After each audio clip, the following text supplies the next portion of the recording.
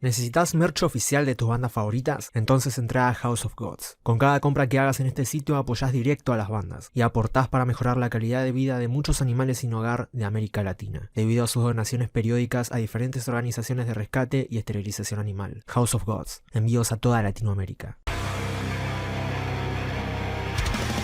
Escuchá Anticolor en Spotify, iTunes y YouTube. Próximamente publican su segundo álbum Reanimation, solo en sus plataformas y en Over Music.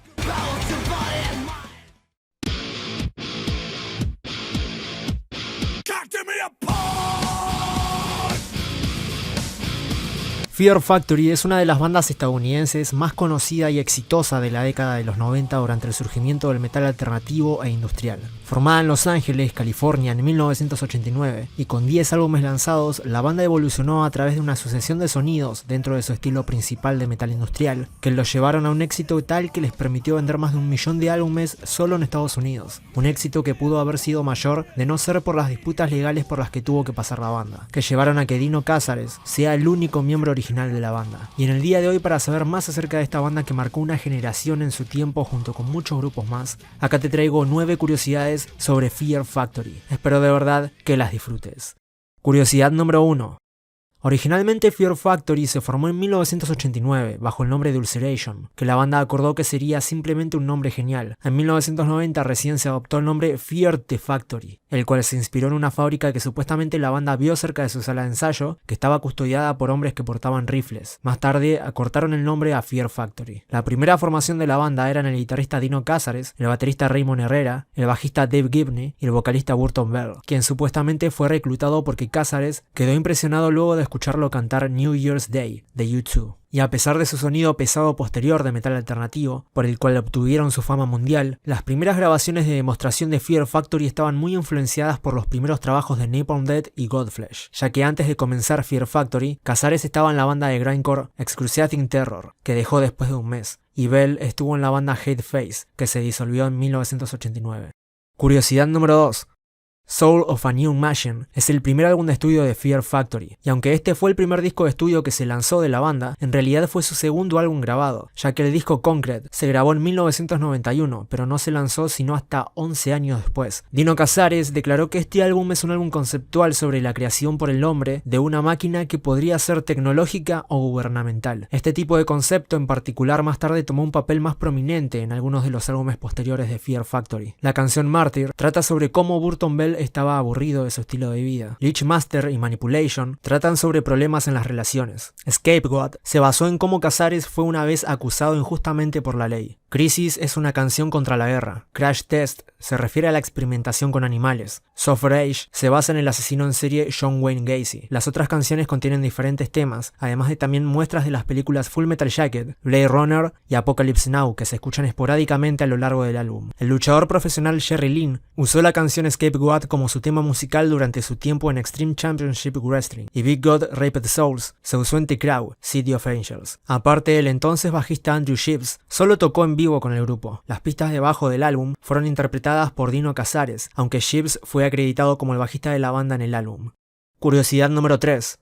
Además de estar en Excruciating Terror, Dino también estuvo y colaboró en las bandas y proyectos de Nailbomb, Asesino, Brujería, Divine Heresy, Die Clut, Roadrunner United, Atari Teenage Riot, Strife, Junkie XL, Soulfly y hasta Cypress Hill. Cazares popularizó el uso de procesadores de modelado de amplificadores digitales, así como el uso de guitarras de 7 y 8 cuerdas en la música metal. Dino también prestó su voz a un personaje secundario en el programa de televisión para adultos Metalocalypse. Curiosidad número 4. Durante 22 años, Cazares estuvo avalado por Guitarras Ibanez. Actualmente utiliza Ormsby Guitars, una empresa con sede en Perth, Australia, con la cual anunció la asociación en enero de 2019, así como una línea de modelos exclusivos. Cazares a menudo se identifica por su técnica de guitarra rítmica de selección rápida alternativa, sincronizando tripletes silenciados con palma y semicorcheas sincopadas con contrabajo. Esto formó un estilo distintivo de ametralladora identificable en la música de Fear Factory. De hecho, en álbumes anteriores de Fear Factory, Cazares no tocaba ningún solo de guitarra en Fear Factory por razones de estilo, para que esto no afecte el estilo en las guitarras de la banda, pero se le puede escuchar tocando solos en sus otras bandas en el álbum de 2010 Mechanize, donde tiene varias partes principales y solos. Curiosidad número 5.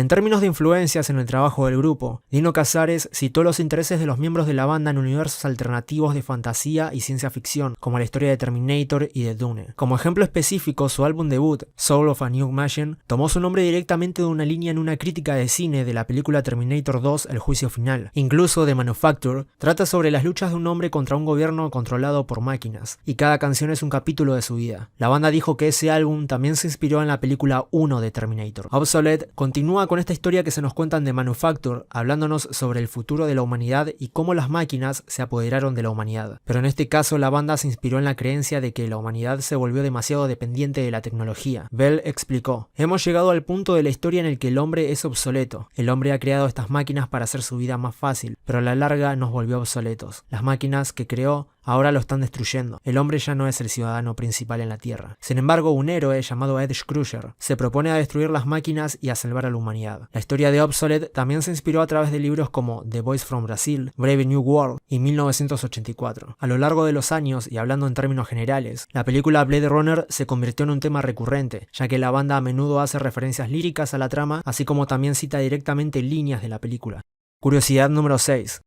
La banda, debido a diferencias internas entre los miembros, se disolvió en 2002, pero el 8 de abril de 2009, Bell y Casares anunciaron la reconciliación de su amistad y la formación de un nuevo proyecto con Byron Stroud en el bajo, el baterista Shane Hoogland de Testament, Dead y Dark Angel. El 28 de abril se anunció que este proyecto sería una nueva versión de Fear Factory, sin Herrera y sin Wolbers. Cuando se le preguntó sobre la exclusión de estos miembros, Bell dijo: Fear Factory es como un negocio y me estoy reorganizando. No hablaré más de sus exclusiones. En junio de 2009, Wolbers y Herrera hablaron sobre el tema en un programa radial, y Herrera dijo que él y Wolbers todavía estaban en la banda, que Burton y Dino decidieron comenzar una nueva banda y además decidieron llamarla Fear Factory, que nunca se comunicaron con ellos al respecto. El baterista también dijo que él y Wolbers habían escrito 8 canciones para el próximo disco de Fear Factory, pero que había surgido un desacuerdo personal entre ellos y Bell, que dejó a Bell sin querer seguir trabajando con la banda. Bell y Casares luego hablaron sobre sus razones para excluir a Herrera y Wolbers, y Casares dijo que Bell quería reunir la alineación clásica de Fear Factory de él mismo, Casares, Herrera y Wolbers, pero que Herrera y Wolbers se negaron a ser parte de cualquier reunión con Casares. Bell también dijo que quería despedir a la manager de la banda, Christy Priske, quien también era la esposa de Wolbers, pero Herrera y Wolbers se negaron. Luego ambos amenazaron con firmar un nuevo contrato discográfico sin Bell, lo que lo llevó a formar una nueva versión de Fear Factory sin ellos. Fear Factory con Bell y Casares debía hacer su debut en vivo el 21 de junio en el festival Metal Way, en Zaragoza, España. Sin embargo, el show fue cancelado en el último minuto, aparentemente debido a las complicaciones legales a las que hace referencia Herrera. El resto de las actuaciones planificadas de esa formación a mediados de 2009, que incluyeron una gira por el Reino Unido, Alemania, Australia y Nueva Zelanda en agosto, también habían sido canceladas. Y a pesar de las actuaciones canceladas en Europa, realizaron algunos espectáculos en diciembre en países de América del Sur, incluidos Argentina, Chile y Brasil. Casares dijo que nunca más podría tener una relación de trabajo con Raymond y Wolbers, diciendo que estaban demasiado impulsados por el dinero y también porque criticaron la música que grabaron en Archetype por ser demasiado similar a la producción anterior de la banda. A pesar de los problemas en curso entre las dos partes, el nuevo Fear Factory siguió adelante con el proceso de grabación. Curiosidad número 7. Luego de dejar de lado un tiempo la conceptualidad en los discos, The Industrialist marcó el regreso de la banda al álbum conceptual. Burton Bell dijo sobre el álbum que el protagonista de Industrialist es la encarnación de todas las industrias en la forma de un autómata. Los avances mecánicos, tecnológicos y científicos a través de la era industrial llevaron a la creación de The Industrialist. En la historia, el autómata se vuelve sensible a medida que recolecta recuerdos con cada día que pasa. A través de la observación y el aprendizaje, gana la voluntad de existir. Lo que estaba destinado a ayudar al hombre, eventualmente se convierte en la desaparición del hombre. Según Casares, el título fue tomado de un documental que vio la banda sobre las personas que desarrollaron los motores de las máquinas de guerra, y God Eater era un nombre que Bell vio en una caja de juguetes mientras viajaba. El álbum fue grabado con Bell y Casares como los únicos 2 miembros acreditados de la banda. No se usó a ningún baterista en el álbum, y la banda optó por la batería programada con la ayuda de John Sankey de The Wolf, quien también fue acreditado como compositor del disco. El baterista de la banda en ese momento, Shane Hoogland, no fue informado de esta decisión, y dejó la banda después de enterarse de la finalización del álbum sin él en la alineación. Curiosidad número 8.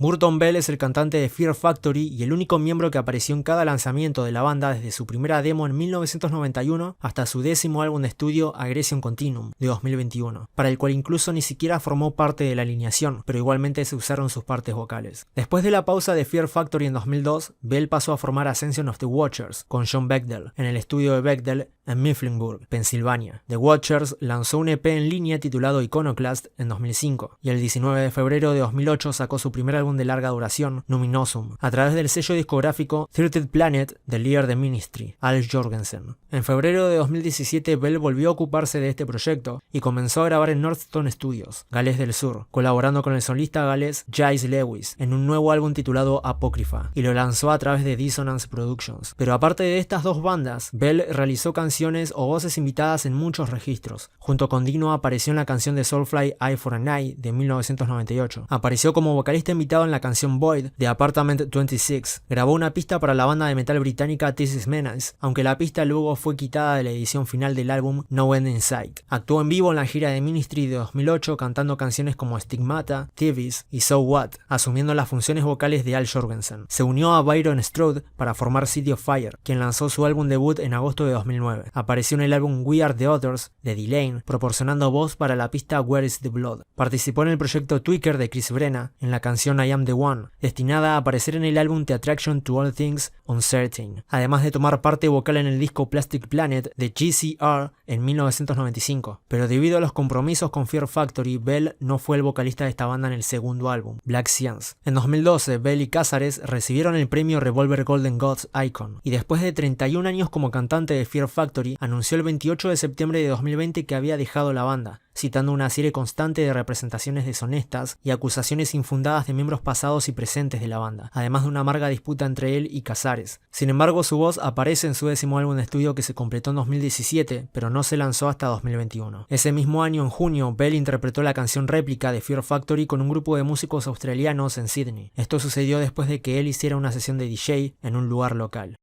Curiosidad número 9. Digimortal es el cuarto álbum de estudio de la banda estadounidense, y a pesar de que la banda mencionó querer alejarse de su método y enfoque típico para crear un disco, o sea, creando álbumes conceptuales, este marca el final de una trilogía que empezó con The Manufacture y continuó con Obsolete. Conceptualmente, el registro contiene una historia futurista sobre el hombre y la máquina fusionándose en uno. Los humanos supervivientes y las máquinas se dan cuenta de que tienen que depender unos de otros si van a continuar. Este fue el último álbum de la banda antes de separarse oficialmente en marzo de 2002. La popular canción Lynchpin se tituló originalmente Lynchpin. Be Real, del grupo de rap Cypress Hill, aparece como vocalista invitado en Back the Fuck Up, contribuyendo con elementos de hip hop hardcore, ya que Cazares y Odd Wolvers, como anteriormente se mencionó, habían sido invitados en el álbum de 2000 de Cypress Hill, Skull and Bones. Esta es la única canción del álbum que no está escrita por la banda, y una parte de Invisible Ones, Dark Bodies, apareció durante los créditos de Resident Evil, así como una mezcla en la banda sonora.